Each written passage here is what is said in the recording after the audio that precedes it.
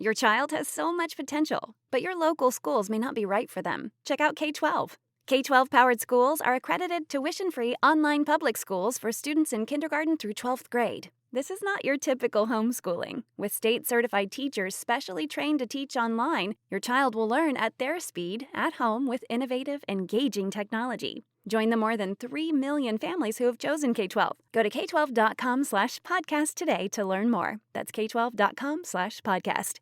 If you're a podcast host, listen up, this one's for you. My name is Allie Jackson. I'm the host of Finding Mr. Height, a dating and relationship podcast that I've been doing for 4 years now, sharing my positive and practical approach to dating that's built on my own life experience. And I wanted to share another experience that I've had, my secret behind monetizing my show. It's called Red Circle, and I was just telling my colleague about how much I love their platform. With Red Circle, not only am I getting a seamless hosting experience, but I also love the support I receive in ad sales. It's not just typical ad sales either. It's targeted opportunities based on my show and my life. And the platform is super simple. You just set your preferences and Red Circle matches you with sponsors that align with your show. You can vet every opportunity and their platform gives you great analytics. More recently too, my Red Circle team has brought me opportunities outside of my podcast on social media to really augment the podcast partnerships, bring them full circle. I just can't recommend them enough. If you want to give it a try, go to redcircle.com to get your free trial. That's redcircle.com for a free trial.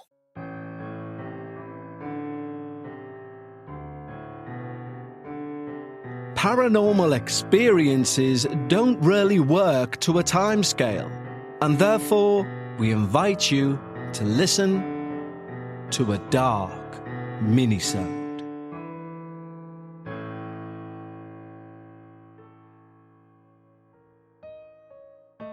Hello everyone, and welcome back to our next installment of our Minisode series for Season 20.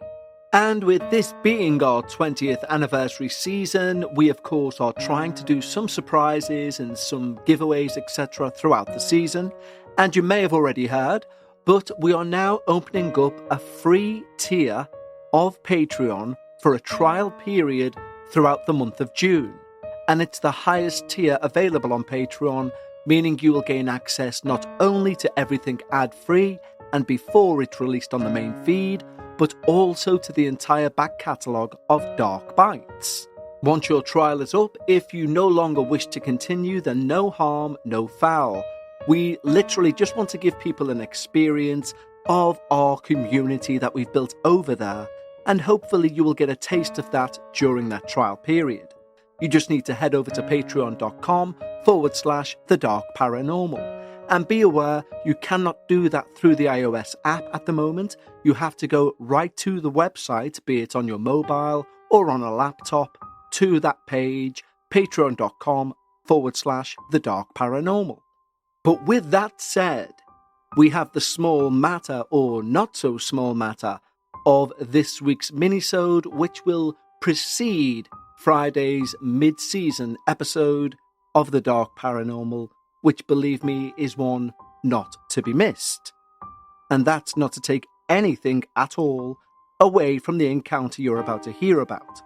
So, without further ado, settle in, relax, as we present to you this week's Dark Minisode.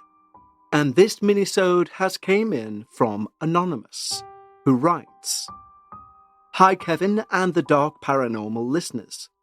Before I get into my very weird story, I just want to state that I love your podcast and love everything about this community.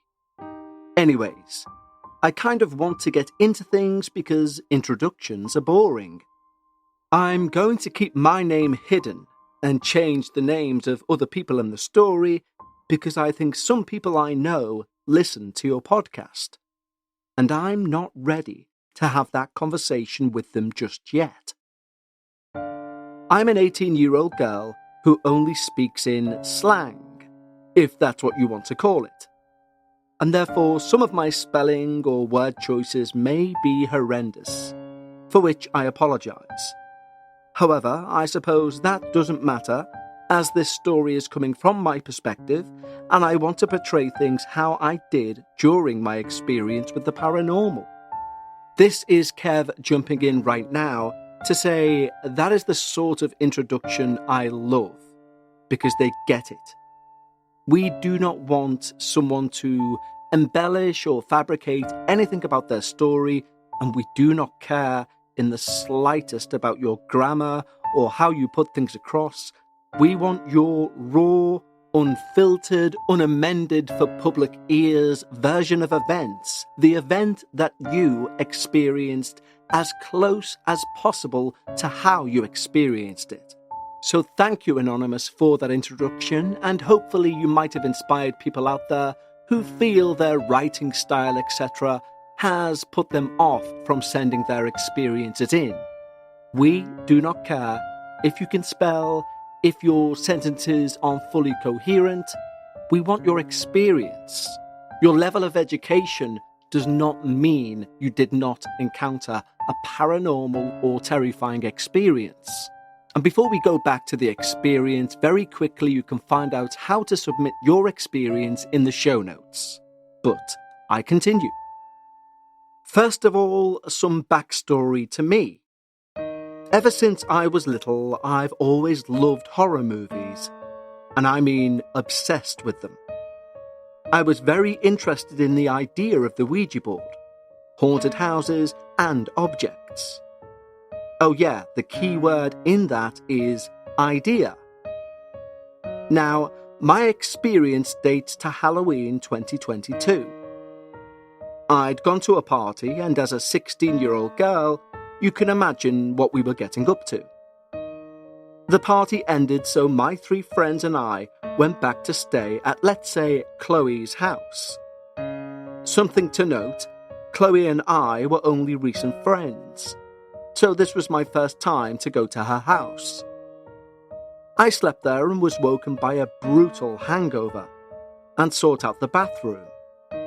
As I walked out of the bathroom, I turned down the hallway and was absolutely mortified to see her grandma down the other end of it. She was facing the window and wore a blue nightgown.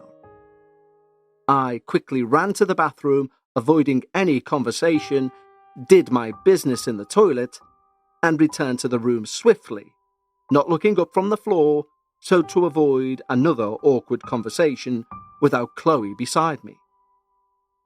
I spoke to Chloe about how sorry I was and how embarrassed I felt to come to her home in such a god-awful state, especially whilst her grandma was at home. She then replied saying that wasn't her grandma. And in fact, it was the old lady that used to live there before them, and actually passed away in the house. Well, my face dropped. I refused to believe it. No fucking way, I just saw my first spirit ever. It was such a clear figure, it had to be a real person. Well, so I thought. I was so mind-boggled that I forced her to take me round the whole of the house, just to prove she wasn't lying. And she wasn't lying. Because of this one incident, this was the start of my intense fixation on the paranormal, or more specifically, the use of the Ouija board. Chloe, you could describe as a Timu witch. Yeah, she did witchy things like tarot cards, she had an insane crystal collection, and done forms of manifestation. But she didn't delve into that hardcore witch stuff, you could say. She did introduce me to the pendulum. She explained that you could speak to the dead, and that immediately sparked alarm bells in my head. But like a moth to a flame, as they say. That year, my stepmom passed away. Her and I did not get along, and I never got to say goodbye. And that was something that always kind of stuck with me. Chloe then offered to use the pendulum to speak with her. I agreed. And I spoke with her through asking questions with yes and no replies. I even asked a question only she would know the answer to. And after some crying from me, we decided to pack it away and eventually go to our own separate homes. Now, I know you don't have to formally say goodbye whilst using a pendulum, but cleansing it and other methods of closing that door that separates the dead from us is something that needs to be done, at least in my belief. The following days, 3 out of the girls, including myself, got deathly sick. But the one friend who left before we messed around with that pendulum did not. Yes, that could be coincidence, but I don't think it is. Over the following month span, we got the worst luck in the world, especially me. I met my ex at the time, which later on would destroy me, and got me caught by the cops for smoking. Let me just say that month was awful. During this month, we agreed it had to be the pendulum. I also experienced sleep paralysis for the first time, which was terrifying. A figure would rest its arms on top of my mirror and watch me sleep, saying threatening things to me. Crazily enough, that was not even the worst of it. That's why I'm not going to go into too much detail about it. Let's take a quick break to tell you about a wonderful product. Did you know there are more than 1,000 hormone disruptors living rent-free in our world? From the food we eat to the air we breathe, even the skincare we use. They could be messing with your hormones and making you feel like you're stuck in a mystery of your own. And just like a plot twist in a true crime story or one of those unexpected scary moments in our submitters' experiences, hormonal changes like premenopause or menopause can strike at the most unexpected times. And suddenly you're dealing with mood swings, sleepless nights, and all those other symptoms that make you feel like you're losing control. But here's the good news. This is one mystery you can solve with Happy Mammoth. Just take the 2-minute free quiz from Happy Mammoth, answer a few simple questions about what you're experiencing and where you're at in life, and you'll uncover the real culprit behind your hormonal symptoms. And the best part? After taking the quiz, you'll get a personalized recommendation to help you balance your hormones so you can feel like yourself again. The results are impressive. There are over 40,000 reviews on their website. Women cannot stop talking about it on social media.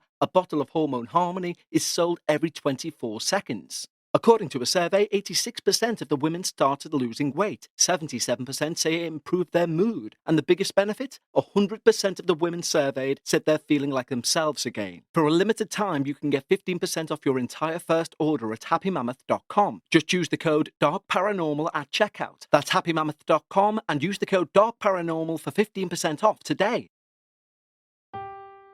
During this era, it eventuated to the year 2023, and as punishment for my cop run-in, I was sent to a therapist. However, she wasn't any type of therapist. She practiced safe witch magic, and did a lot of helping rituals. She was incredible. As soon as I met her, she gave me a hug, and without any knowledge of the most recent events, she said I had something attached to me. Well, this relieved me, as I was going insane. But it also terrified me. She cleansed me with some sage and explained safe ways to use tarot cards, etc. I didn't listen and got myself into some pretty dark stuff, such as the aforementioned Ouija board.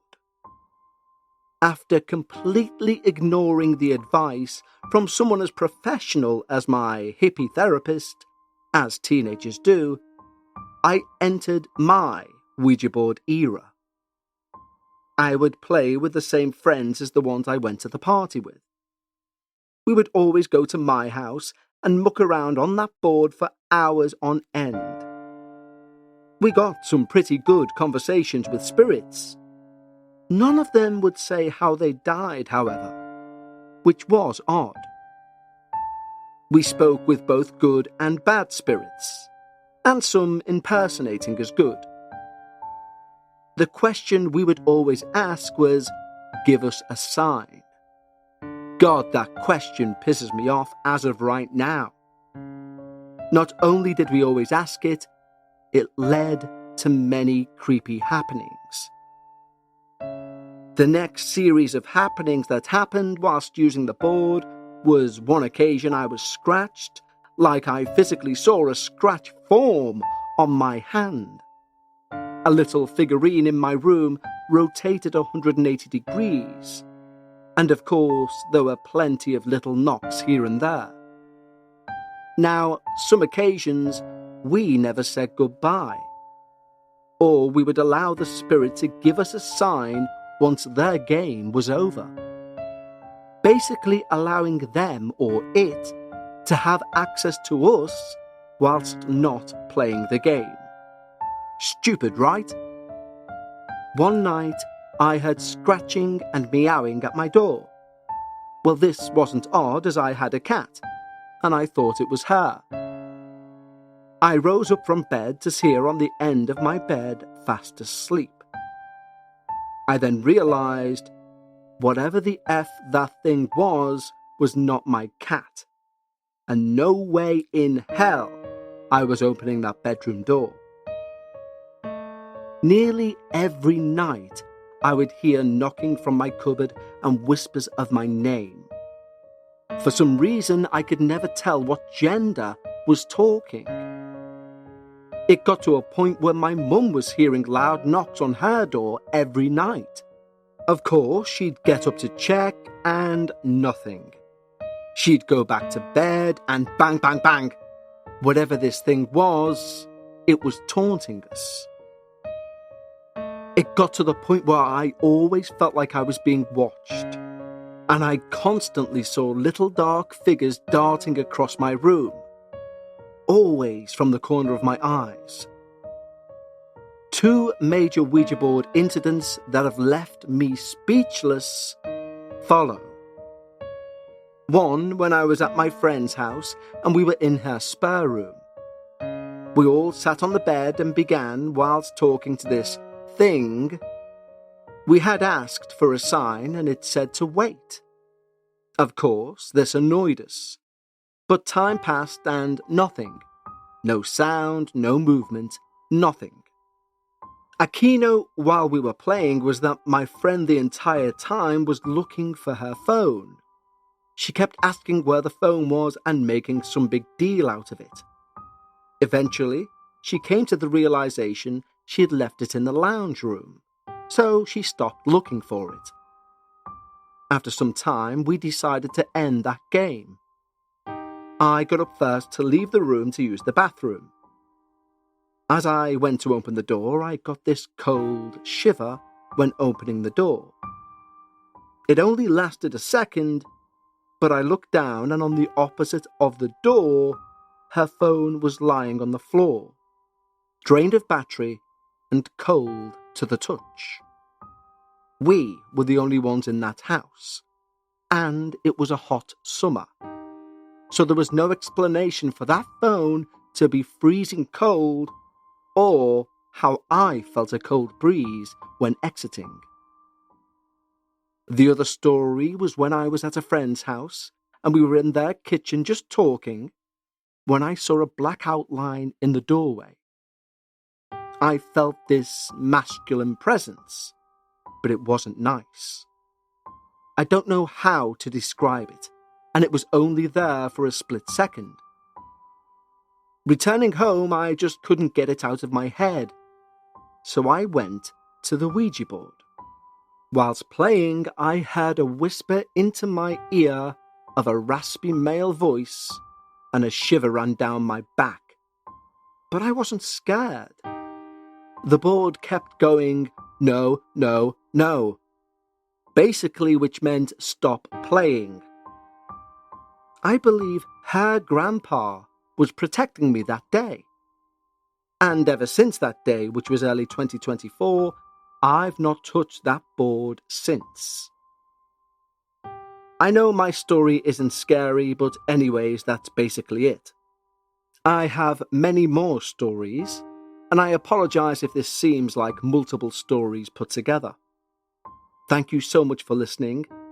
This all had such a big impact on my life. And I'm so glad that there is a platform where I can tell my experience and not be afraid to be judged. Today I use tarot cards, all the other classified witch stuff in safe practice. And I stay the hell away from Ouija boards. Thank you, Anonymous. Well, Anonymous, thank you, both for being the voice of reason at the beginning and also for your tremendous and highly scary experience. I was almost a bit aghast when you said, "I'm sorry, this isn't scary."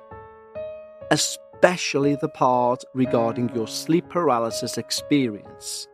I fully expected, as I'm sure all our listeners did, that you were going to say there was someone on your chest, you couldn't breathe, etc. But the idea that wasn't the case, and there was a shadowy figure with their elbows leant on a piece of furniture, threatening you, is an image I've been unable to shake. Now, the Ouija board is one of those things for me I sway back and forth with. I would never ever suggest anyone to do it, and not because I think you'll be possessed, etc., because I think it can be very damaging to your mental health. From a purely non-paranormal way. Our mind likes to tell us stories that fit a narrative. And if that narrative is you're possessed, many people will fall victim to that. And I think that knowledge has been long known. I think that's why even skeptics say they wouldn't do a Ouija board. But on the flip side, although we know scientifically we are moving that pendulum, we're doing it subconsciously, with the ideomotor effect. You could argue the toss to say, what's controlling your subconscious to move that pendulum? If your subconscious is so malleable, it could take suggestions from anywhere. Who says those suggestions are all from the sentient people around you? And if the Ouija board is indeed the bridge between the living and the dead, then why aren't we studying that scientifically? But, Anonymous, thank you for your experience, and thank you for this week's Dark Minisode. If you haven't done so already on the audio format wherever you listen to these shows, then please hit subscribe so that you never miss an episode, because we have our mid-season episode coming up, and I'd hate for you to miss it. In the meantime, stay safe and take care.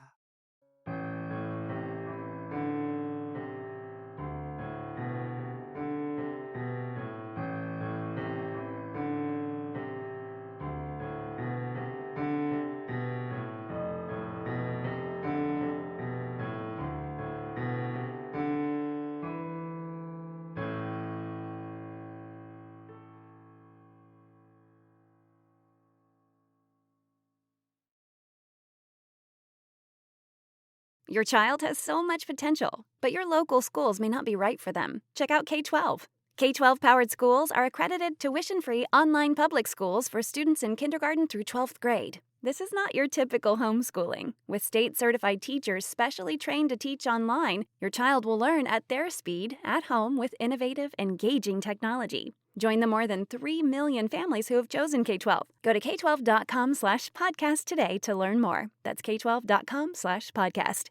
If you're a podcast host, listen up, this one's for you. My name is Allie Jackson. I'm the host of Finding Mr. Height, a dating and relationship podcast that I've been doing for 4 years now, sharing my positive and practical approach to dating that's built on my own life experience. And I wanted to share another experience that I've had, my secret behind monetizing my show. It's called Red Circle, and I was just telling my colleague about how much I love their platform. With Red Circle, not only am I getting a seamless hosting experience, but I also love the support I receive in ad sales. It's not just typical ad sales either. It's targeted opportunities based on my show and my life. And the platform is super simple. You just set your preferences and Red Circle matches you with sponsors that align with your show. You can vet every opportunity and their platform gives you great analytics. More recently too, my Red Circle team has brought me opportunities outside of my podcast on social media to really augment the podcast partnerships, bring them full circle. I just can't recommend them enough. If you want to give it a try, go to redcircle.com to get your free trial. That's redcircle.com for a free trial.